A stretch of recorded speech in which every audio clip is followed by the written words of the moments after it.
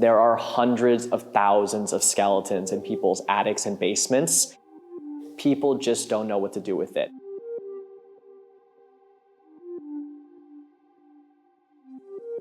It's the largest collection of responsibly sourced human remains in the country. John exclusively acquires bones sourced from the once thriving medical bone trade, which eventually collapsed in 1985. These were pieces of individuals that donated their bodies to medical science. We do not work with anything from graves or ossuaries, as well as anything tribal. Up until the 80s, it was required for medical students and professionals in Europe and in the US to buy a real human skeleton set for learning purposes. But today, thousands of these human remains are ending up in the hands of non-medical individuals, either through inheritance or estate sales.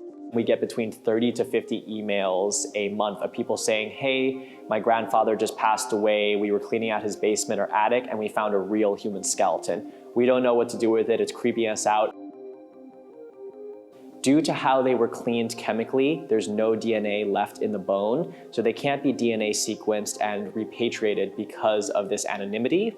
They cannot be buried because improper disposal of human remains is a crime, and the majority of medical museums that exist in the US are not equipped to handle this scale of human remains that exists. So what do we do with them? In order to understand how we got here, it's important to delve into a particularly murky chapter of medical history.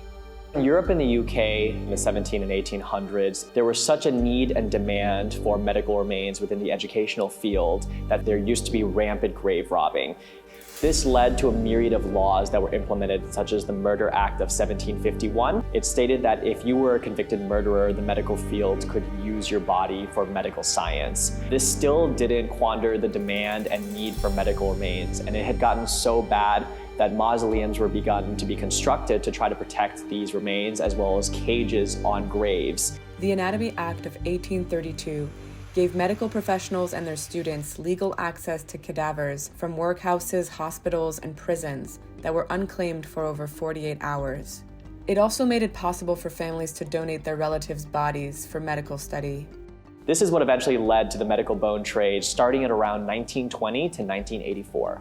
The medical bone trade expanded globally, with India eventually becoming the primary exporter in the 50s. Typically, the medical companies would say, hey, if you donate your loved one's body to medical science, we will oftentimes pay for the funerary costs or give the families of origins money. This is where we see a lot of tension in the industry and a lot of injustices take place. In March of 1985, a horrific discovery in India led to the collapse of the industry. There was eventually a bone dealer that was caught with 1,500 child skeletons in one of their warehouses, and this eventually led to a nationwide ban. As a result of the ban in India, medical supply companies turned to plastic cast and injection molding. Today, the medical bone trade has mainly become a resale market. In the US, selling human bones is legal, except in Louisiana, Georgia, and Tennessee.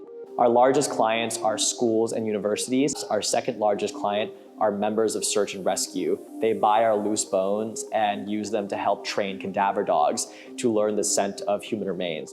We try not to sell these pieces to the general public. Through the museum and his large TikTok following, he hopes to foster dialogue towards finding solutions to this complex issue.